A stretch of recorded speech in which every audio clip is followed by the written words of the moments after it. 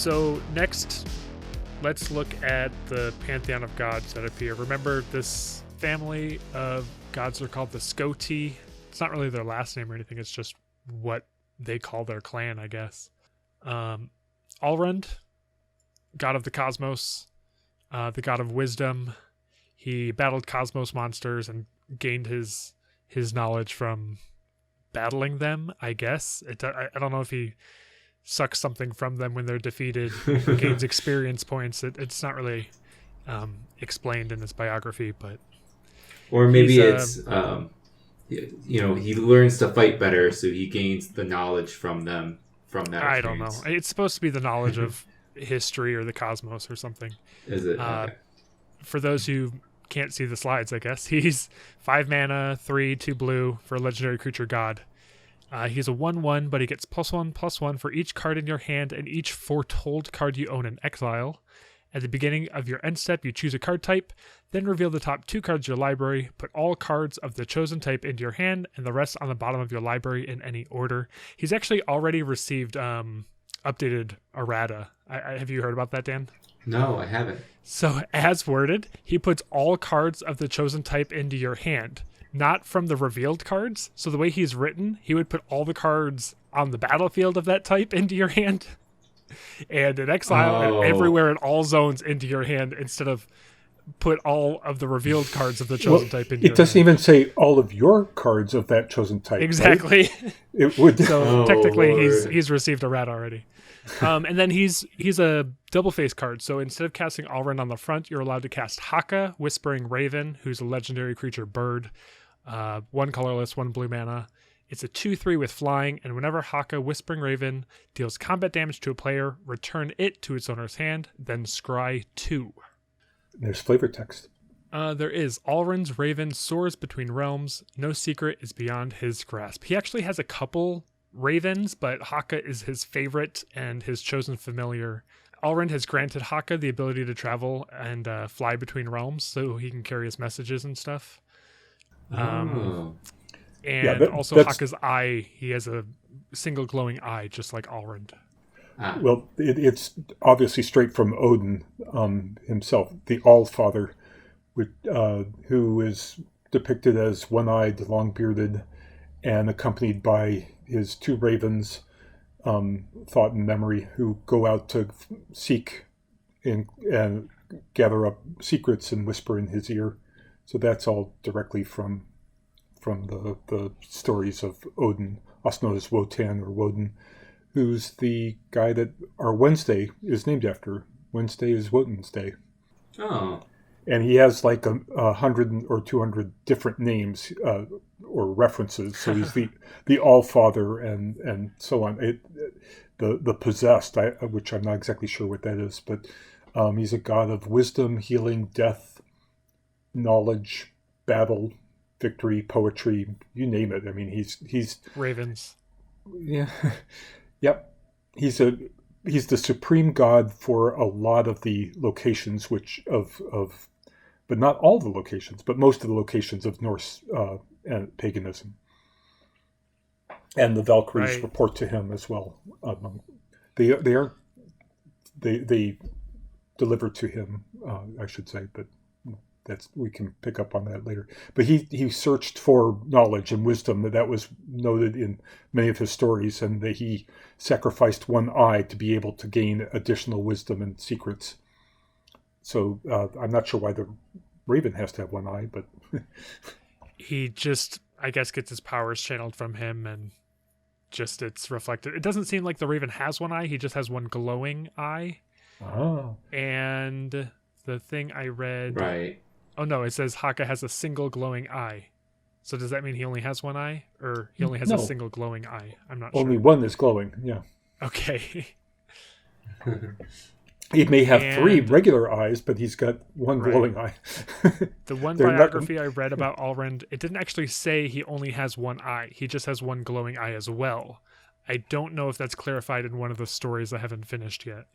Well, the picture shows him with one eye glowing. Right, but it's the other eye isn't covered in an eye patch or is missing.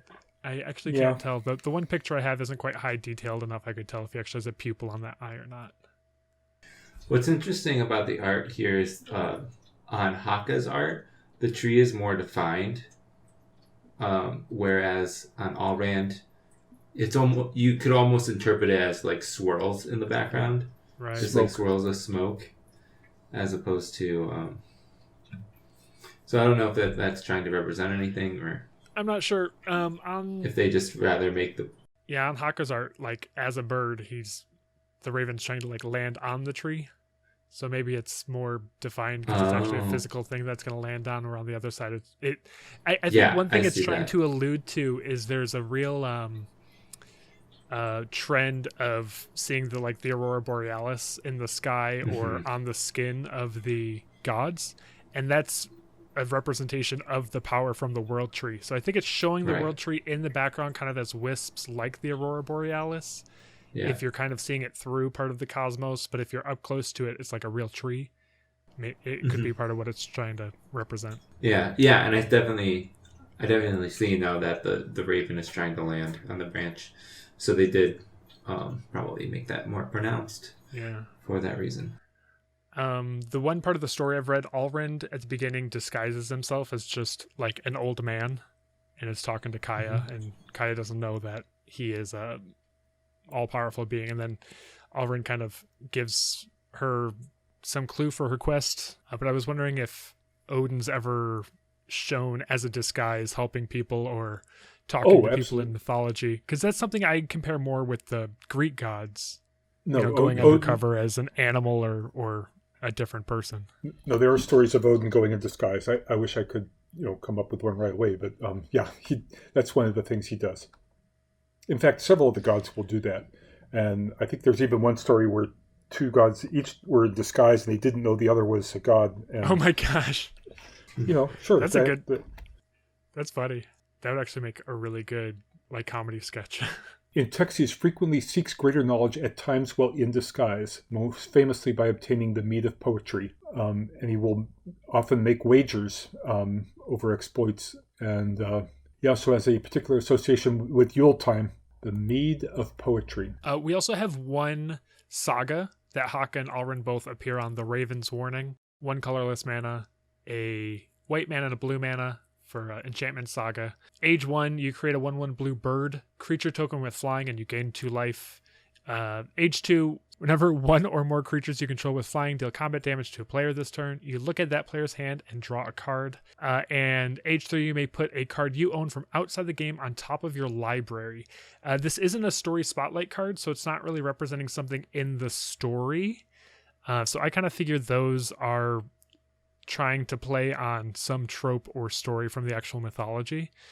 But this one I don't necessarily... Well, we heard it seems a little generic, like it's just a secrets. Raven's Warning. Yeah, I don't know if it's really playing on a specific point or a specific story. It's just kind of the companionship between Alrund and his ravens. Yeah, and wisdom, gathering secrets. So the secrets of what's in the player's hand. Bringing a card from outside the game is a little... I'm not sure how that's knowledge exactly, but... it's a secret. I think it's kind of playing on the fact that now you know what your opponent's up to. You've gotten this warning. You've seen their hand. And now you get to choose the best thing from your sideboard that you get to bring in to kind of play out the rest of the game. Oh, that probably plays really similar to how they're trying to make the card feel. Yeah, the saga, like the 3 levels, the first one makes a flying creature, the second one lets your flying creatures look at their hand, and the last one lets you take anything from outside the game. So it definitely plays into something I like well about the sagas, and that's like they really build off the previous levels. This one, you could play on a completely empty board and, get all the value out of it you want, basically. Which is also a little boring. You don't really have to work for it too much. But I guess if they kill your bird, you've still gained 2 life, and you still always get something from outside the game, even if you don't get to look at their hand or draw a card on the second stage. Yeah, that's the thing, is if they kill the bird in an efficient manner. If they waste a good removal spell on it, that's probably a win for you. You can also build around it, though, too. It gets better the more flyers you have. So I like that it's a card that it's good enough on its own, but if you want to play around with it and make it a little better, you can. The other thing to mention is Haka itself, when it deals combat damage, returns to your hand, so then you can recast it or you could cast it as its other side as Alrund, God of the Cosmos. Mm-hmm. So when Haka deals damage, can scry and find you something that when you play Alrund, you get to reveal the top cards of your library, and it can be the cards you scry, so you know what's on top. The two sides play well together. Yeah, the two sides play well together. I wish they designed this mechanic more like Alrand, because once you choose a side, it's almost as if like both sides do work well together on the other gods, but you can only play one. And it's Right. good if you draw two, because then you can play one side and then the other side. Alrund in particular seems to play the best in Commander because it getting bounced, you don't have to pay the Commander tax. It gives you more options than just the 5-mana Commander. Yeah. You can play it on 2 and scry, return it back that's to your true. hand, and still get to play the full size Legendary God as well. Yeah, that's interesting. And Alrund gets power and toughness, gets +1/+1 for each card in your hand, but as you're foretelling your cards, your hand gets smaller. But he also Right. counts your foretold cards, so it doesn't actually make them any smaller when you That's- foretell yourself yeah. like it would if you They only counted probably cards in played your with it and they were like, or it might have been this way from the beginning because they wanted him to work with foretold, but hand. Yeah. you're exactly right. He would get much worse if it didn't count your foretold cards as well. Some other things that are mentioned in his biography. When he's pondering something important, he's distant and speaks only in insufferable, maddening riddles. But he's also an accomplished storyteller, and he's a entertainer and loves a good feast. Well, so it's a good feast. Well, ravens are also ones to feast as well. Oh, I guess it's a good point to mention that in Magic, there's been lots of birds that, when they deal combat damage, they give you a bonus or draw cards that work a lot like this seems to imply. Yeah, kind of like their. I mean, Thieving fetching. Magpie's really well known. Well, actually, I don't know when the last time Thieving Magpie was standard, but Thieving Magpie is always what I think of when I think of blue flying birds that have a trigger on combat damage. And so this is really playing in space that's really well known to Magic players, or at least established Magic players. Like, it fits really well into things that Blue wants to do with birds anyway. So it seemed really obvious that, like, he has a bunch of ravens.